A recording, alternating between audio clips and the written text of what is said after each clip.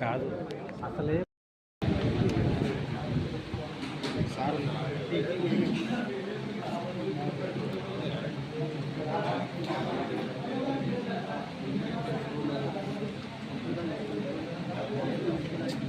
అది పంప్ ఆపరేటర్గా ఉన్నారు.